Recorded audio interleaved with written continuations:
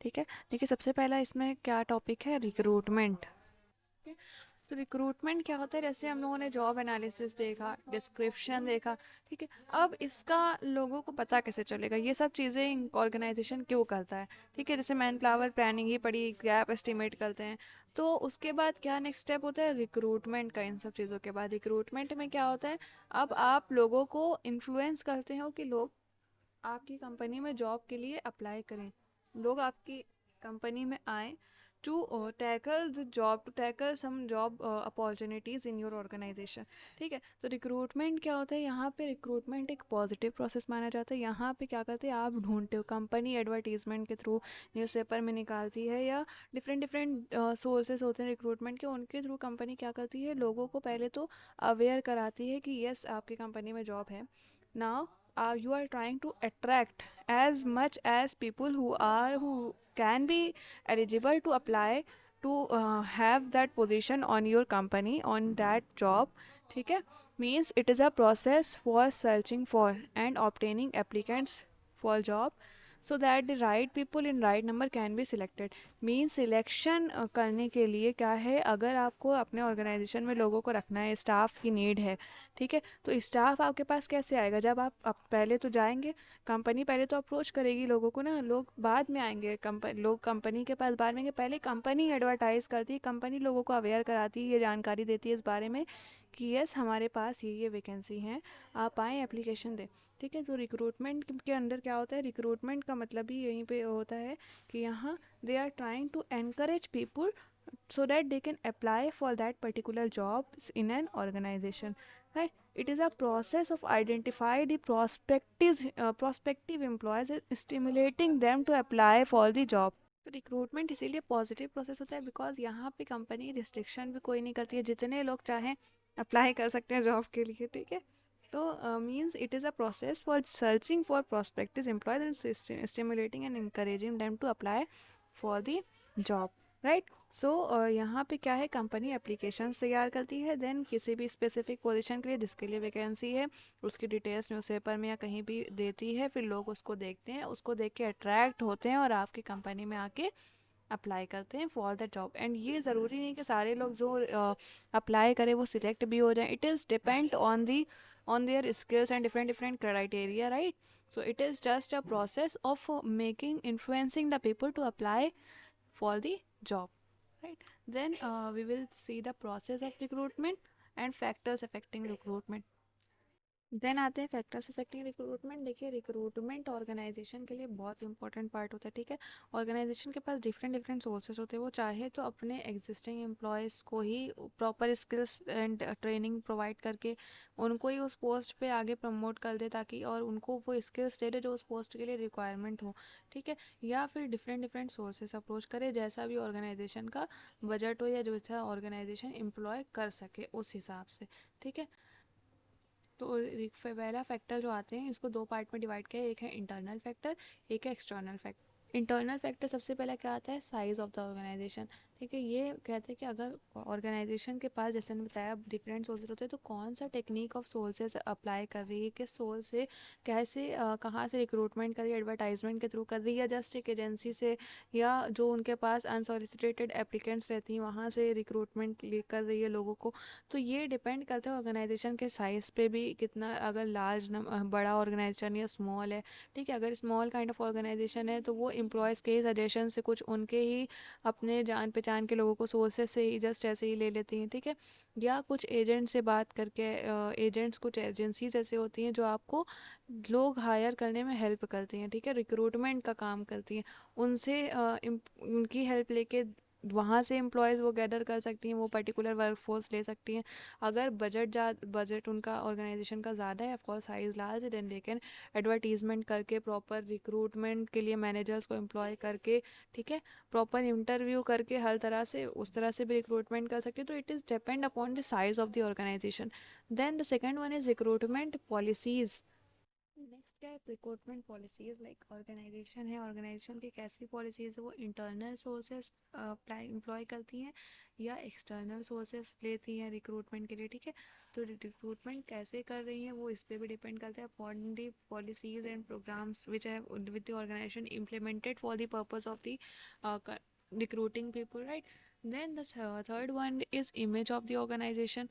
First organization की image कैसी, लोग मान लिए कोई बहुत ही ऐसी ऑर्गेनाइजेशन है जिसको कोई जानता ही नहीं है, वहाँ वो ऑर्गेनाइजेशन वैकेंसी अगर ला रही है तो लोग उसको ज़्यादातर मोस्टली पब्लिक ऐसे नॉर्मल उसको लेती है कि वो क्या होगी, वो जॉब मीन्स वो ऑर्गेनाइजेशन ऐसी भी हो सकती है जिसका मार्केट में कोई वैल्यू ना हो, या फ्रॉड भी लोग समझ सकते हैं। बहुत टाइम ऐसा होता है कि लोग इसको फ्रॉड समझ के भी उस चीज़ को इग्नोर करते हैं ऐसी ऑर्गेनाइजेशन से एप्लीकेंट्स को। तो ऑर्गेनाइजेशन के कैसा इमेज है मार्केट पे वो बहुत ज़्यादा डिपेंड करता है कि आपके एम्प्लॉय आपकी ऑर्गेनाइजेशन की जॉब के लिए कैसे लोग अप्लाई करते हैं।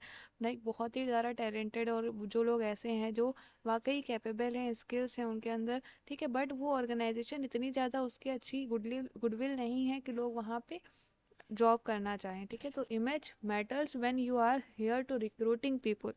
Then the last one is image of the job. Of course जो पर्टिकुलर काइंड ऑफ जॉब के लिए आप पोस्ट के लिए वैकेंसी डाले, उस पोस्ट को लेकर कैसा परसेप्शन है लोगों के माइंड में, it also matters. Then external factors which are affecting recruitment, that is, first one is demographic factors. Demographic factors means it is related to the population of that particular area where the organization exists, right. Means like organization को बहुत ज़्यादा ही number of people की ऐसे ज़रूरत है जो जहाँ पे जिस भी सोसाइटी में एरिया पे वहाँ की इतना ज़्यादा पॉपुलेशन ना हो, या हो सकता है कि लिटरेसी रेट इतना ना हो, आपको कोई स्किलफुल ट्रेंड एम्प्लॉय चाहिए जिसके पास अच्छी क्वालिफिकेशन हो, बट जिस जगह पे आप रह रहे हैं आप किसी काइंड ऑफ रूरल एरियाज़ में, वहाँ पे लोग इलिटरेट हैं, देन ऑल्सो वो आपकी जॉब के लिए फ़िट नहीं है, ठीक है। तो डेमोग्राफिक फैक्टर्स भी अफेक्ट करते हैं रिक्रूटमेंट के लिए। देन क्या है, लेबर मार्केट। लेबर मार्केट में देखिए कैसी सिचुएशन चल रही है, डिमांड एंड मार्केट। अगर कुछ ऐसा तो नहीं कि जो लेबर है वो स्ट्राइक पे है या लेबर की डिमांड बहुत ज़्यादा है, उनका प्राइसेस बहुत ज़्यादा बढ़ गए हैं लेबर के, right. Then situation of unemployment in the region. एक जिस भी पर्टिकुलर काइंड ऑफ एरिया में है वहाँ पे अनएम्प्लॉयमेंट की सिचुएशंस कैसी हैं, ठीक है। मीन्स अनएम्प्लॉयमेंट की सिचुएशन ये किस तरह से अफेक्ट करता है। अगर और सपोज ऑर्गेनाइजेशन क्या है, बहुत सारी ऑर्गेनाइजेशन बहुत टाइम से कोई भी नई जॉब नहीं निकाल रही लोगों के लिए, तो क्या होगा, बहुत ज़्यादा सप्लाई इंक्रीज हो जाती है, क्वालिफाइड लोगों की बहुत ज़्यादा ओवर सप्लाई हो जाती है और अनएम्प्लॉयमेंट की सिचुएशन बहुत ज़्यादा इंक्रीज हो जाती है ऑर्गेनाइजेशन में, ठीक, सॉरी सोसाइटी में। Then labour loss scenario. Labour loss के सिनेरियोज क्या डिपेक्ट करते हैं, किसी भी कंट्रीज़ का लीगल एनवायरनमेंट, ठीक है। लीगल एंड सोशल हो गया, पॉलिटिकल एनवायरनमेंट हो गया। Legal environment basically labour law से रिलेटेड करता है। मींस जो central and state governments laws बनाती हैं कंपनसेशन से रिलेटेड, वर्किंग एनवायरनमेंट और लोगों की सेफ्टी और हेल्थ रेगुलेशन से related, so it will also have an effect on the recruitment of policies of the organization, is the recruitment process of the organization, right. Like government अगर change होती है तो laws भी जल्दी जल्दी जल्दी चेंज होते रहते हैं, ठीक है। या different different kinds of employment के लिए different different kinds of relevant laws होते हैं, रूल्स होते हैं, सेफ्टी से रिलेटेड काफ़ी मेजर्स होते हैं। तो ऑर्गेनाइजेशन को उन सारी चीज़ों का भी ध्यान रखना चाहिए while making their jobs description, right. Then the fourth one is another one is fifth one is political factors. Political factors क्या, like also it is concerned with the governmental factors, like government में changes, government की conditions, किसी capitalist economy किस type of economy में exist करते हैं, कैसे economic system है आपकी कंट्री का, right, these are the things which are relevant for the organizations, right। then economic factors क्या डिस्क्राइब करता है, बिजनेस साइकिल, कैसा बिजनेस साइकिल चल रहा है, जैसे बूम्स का पीरियड है या डिप्रेशन का पीरियड है, रिसेशन का पीरियड है। तो कुछ ऐसे पीरियड्स होते हैं जहाँ पे जैसे अगर कंपनीज ग्रोथ कर रही है तो वहाँ पे क्या होता है, इकोनॉमी की जो बिजनेस साइकिल ओवरऑल इकोनॉमी की साइकिल है, अगर ग्रोथ का पीरियड चल रहा है, ठीक, तो क्या होगा, डिमांड बहुत ज़्यादा होगी। डिमांड जब ज़्यादा होती है लेबर्स की, ऑफ कोर्स क्या होता है, सप्लाई उतना नहीं हो पाती है फ्रीक्वेंटली जितना ज़्यादा डिमांड होती है, ठीक है। तो इसीलिए कंपनीज़ को चाहिए कि वो जब भी रिक्रूटमेंट उनको नए लोगों की ज़रूरत हो तो पहले से ही फोरकास्टिंग करके रखें, पहले से फोरकास्ट करें उनको कब रिक्वायरमेंट होगी, अकॉर्डिंगली वो पहले से ही सारी चीज़ों को, प्रोसीजर्स को स्टार्ट कर दें, ठीक। Then socio cultural factors, it depicts the culture and traditions of that particular society where your business exists, right. अगर आप ऑर्गेनाइजेशन में कुछ ऐसे काइंड ऑफ एक्टिविटीज़ कर रहे हैं जो एक्सेप्टेबल नहीं है सोसाइटी में, देन ऑफ कोर्स आप अगर उस पर्टिकुलर जो ऑर्गेनाइजेशन वाले अगर पोस्ट के लिए वैकेंसी डाल रहे हैं तो लोग उस पर ध्यान नहीं देंगे, लोग अट्रैक्ट नहीं होंगे, राइट। तो you have to follow the norms, the rules and regulation, the culture of the society where your business exist, right? So these are the factors which affect the recruitment process. Now the third one thing is here to be studied is the process of recruitment. देखिए these are the process of recruitment, बहुत easy है, इतना कुछ नहीं है process में। सबसे पहला क्या है, जॉब रिक्वायरमेंट्स आइडेंटिफाई करना। मींस जैसे ऑर्गेनाइजेशन मैन पावर प्लानिंग में भी हमने देखा था, ऑर्गेनाइजेशन पहले क्या करती है, फोरकास्ट करती है, अपने ऑब्जेक्टिव डिसाइड करती है, ठीक है। फिर प्रेजेंट इन्वेंट्री को देख के फोरकास्ट करती है कि कितना और लोग कितने चाहिए होंगे ऑर्गेनाइजेशन को, ठीक है। तो उसके अकॉर्डिंगली ऑर्गेनाइजेशन को क्या पता चलता है, ऑर्गेनाइजेशन को अगर फोरकास्ट करने के बाद गैप पता चलता है, मींस मैन पावर गैप कितना आपके पास है और कितना चाहिए, ठीक है। तो गैप पता जो चलता है वही होता है जॉब रिक्वायरमेंट्स, कि कितने लोग चाहिए वो आपको कैसे पता चलता है, मैन पावर प्लानिंग के थ्रू, राइट।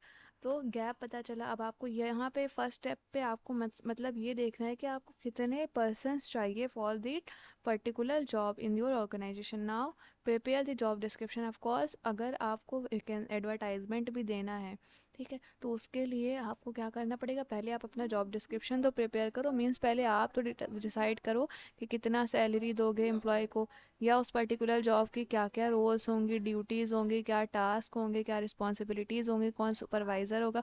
मीन्स अब आप अपना जॉब डिस्क्रिप्शन प्रिपेयर करना, ये होता है सेकेंड स्टेप आता है। देन क्या है, device recruitment strategies. Of course जैसे होता है डिफरेंट डिफरेंट, अभी हम लोग देखेंगे डिफरेंट डिफरेंट सोर्सेस होते हैं रिक्रूटमेंट के, इंटरनल होते हैं, एक्सटर्नल होते हैं, ठीक है।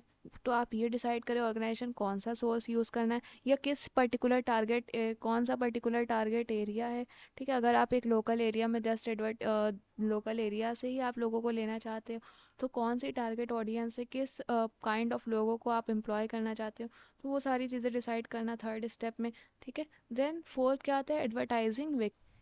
नाउ क्या है, अब आप अपना एडवर्टाइजमेंट दो वैकेंसी के बारे में, मीन्स और वैकेंसीज का इस तरह से डिज़ाइन करके दो कि लोग उसको देख के अट्रैक्ट हों और आपकी कंपनी में अप्लाई करें। तो एडवर्टाइजिंग वैकेंसी का मतलब यहाँ पे आप लोगों को इन्फॉर्म कर रहे हैं, नॉलेज दे रहे हैं, इन्फॉर्म्ड कर रहे हैं about that you have that particular vacancy in your organization so that they can apply to it.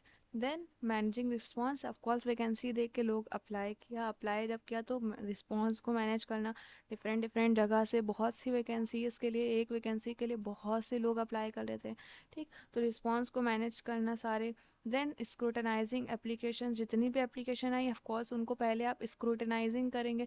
सबसे पहले क्या है, अभी सिलेक्शन यहाँ पे स्टार्ट नहीं हो रहा है, बट आपने जितना भी आया है उसको आप ये देखते हैं कि क्या जिस पर्टिकुलर जो जो क्वालिफिकेशन आपने डाली थी एडवर्टाइजमेंट में कि ये चीज़ें चाहिए, तो अब आप स्क्रूटनाइज करते हो हर एप्लीकेशन का, एक तरह से एक्सरे करते हैं कि वो सारे लोग जो अप्लाई कर रहे हैं क्या वो उस पर्टिकुलर काइंड ऑफ जॉब के लिए फिट भी हैं कि नहीं, या वो क्वालिफिकेशन फुलफ़िल करते हैं कि नहीं, वो रिक्वायरमेंट्स जॉब की फुलफ़िल कर रहे हैं कि नहीं, तो ये चीज़ को एनालाइज करना।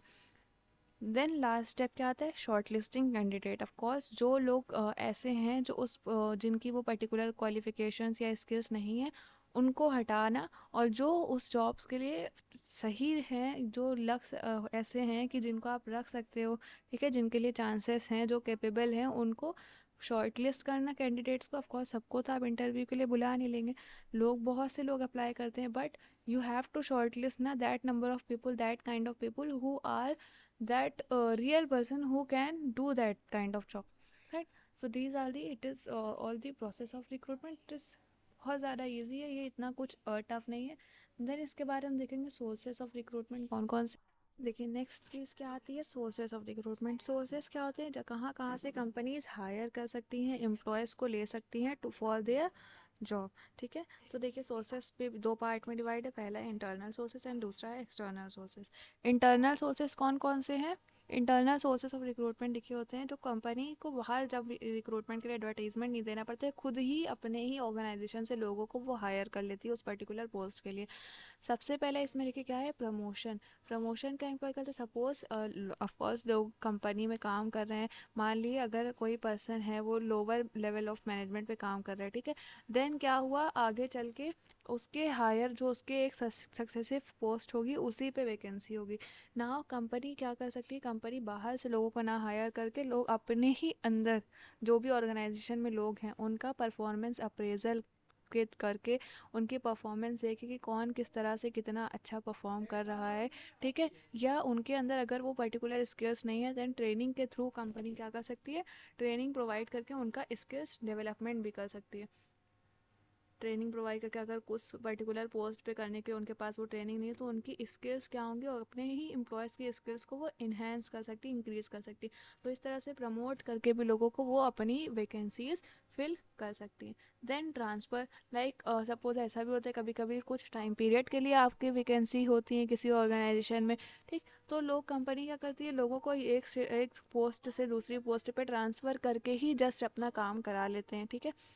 देन रिट्रेंच एम्प्लॉय, देखिए रिट्रेंचमेंट, कभी कभी वो कंपनी रिट्रेंचमेंट कर देती है, लोगों को निकाल देती है।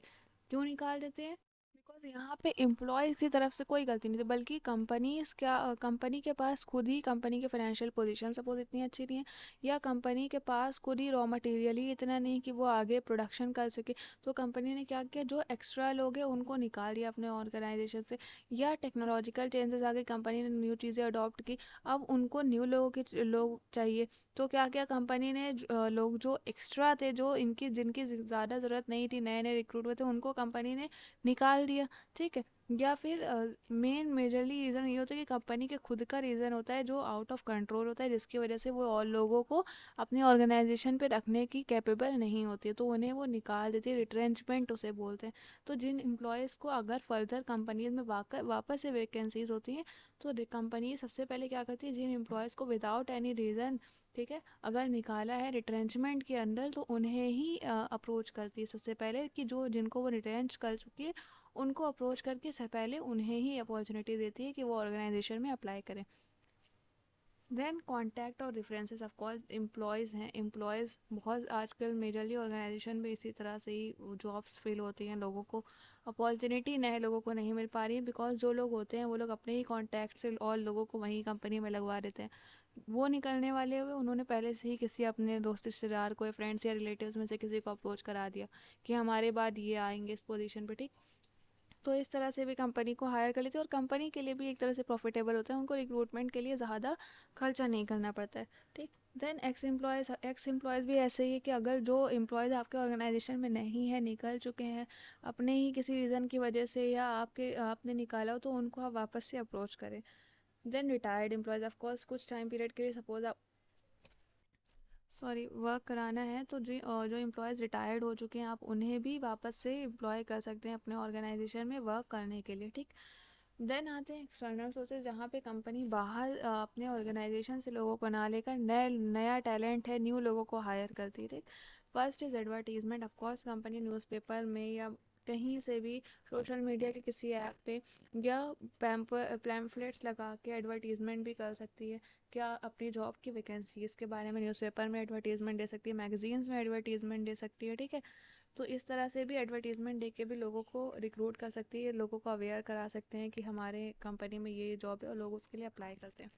देन कैंपस रिक्रूटमेंट कैसा होता है, जैसे कॉलेजेस हैं, यूनिवर्सिटीज़ हैं, ठीक है। कॉलेजेस हैं, यूनिवर्सिटीज़ में प्लेसमेंट सेल होती हैं, वहाँ पे लोग बड़ी बड़ी कंपनीज़ हैं यूनिवर्सिटीज़ में जाती हैं, लोगों जो पीजी के स्टूडेंट्स हैं या और उनसे कुछ हायर लेवल पे हैं, कुछ कोर्स कर रहे हैं, तो वहाँ से लोगों को हायर कर लेते हैं, ठीक। देन आता है recruitment by employ exchanges. Employ exchange क्या होता है, एक ऑर्गेनाइजेशन जब दूसरे ऑर्गेनाइजेशन के साथ इस कॉन्ट्रैक्ट पे रहती हैं और दूसरे ऑर्गेनाइजेशन के साथ अपने एम्प्लॉयज़ को एक्सचेंज कर लेते हैं, राइट। Then recruitment by third parties, ये क्या होता है, यहाँ पे कंपनीज कुछ ऐसी एजेंसीज होते हैं, कुछ ऐसे इंस्टीट्यूशंस होते हैं जिनका काम ही यही होता है कि जहाँ पे भी कंपनी में वैकेंसी हो किसी भी कंपनी पे, तो वो उस कंपनी को उनके नीड के अकॉर्डिंगली मैन पावर सप्लाई करें। ठीक है, तो यहाँ पे क्या होता है, एक थर्ड पार्टी वो कुछ कमीशन या कुछ फीस के बेसिस पे आपको लोग देते हैं। ठीक, तो रिक्रूटमेंट यहाँ पे क्या है, थर्ड पार्टी भी इन्वॉल्व है जिनके थ्रू आप रिक्रूटमेंट करा सकते हैं। देन इंटरनेट रिक्रूटमेंट ऑफकोर्स आजकल देखिए सोशल मीडिया ऐप का कितना यूज़ होता है, मैक्सिमम लोग उसे यूज़ करते हैं for making any kind of advertisement. Right, तो इंटरनेट पे किसी इंटरनेट के थ्रू किसी भी सोशल मीडिया ऐप के थ्रू आप एडवर्टीजमेंट दे के रिक्रूटमेंट करना, that is known as internet recruitment. Last thing क्या होती है, अनसॉलिसिटेड एप्लीकेंट्स। ये क्या होती है, कभी कभी लोग जो होते हैं जॉब्स ढूंढ रहे होते हैं, तो वो ऐसे ही जाके किसी भी ऑर्गेनाइजेशन में अपनी सीवीज दे आते हैं। ठीक है, कि कभी भी उस ऑर्गेनाइजेशन में ताकि वैकेंसी हो, तो ऑर्गेनाइजेशन क्या करती है, वही जो सीवीज उनके पास रहती हैं उन सीवीज को यूज़ करके ही उनको लोगों को अप्रोच करते हैं जिन्होंने अप्लाई ऑलरेडी दे रखा है सीवी आपके ऑर्गेनाइजेशन में जॉब करने के लिए। तो फर्दर अगर अभी वैकेंसी नहीं है बट कभी भी वैकेंसी हो, देन ऑर्गेनाइजेशन क्या करते हैं, जिन लोगों ने सीवी दे रखी है उन्हें अप्रोच करते हैं। Like, so these are the sources of recruitment. Various where we have studied some internal and external sources. Now the next step after this recruitment is selection. अब क्या हुआ, अब लोग हमें जो जॉब चाहिए था, जॉब की डिटेल्स हमने दी, एडवर्टीजमेंट दिया, लोगों ने अप्लाई किया। अब ऑर्गेनाइजेशन का क्या काम है, अब ऑर्गेनाइजेशन का काम है छांटना बिनना।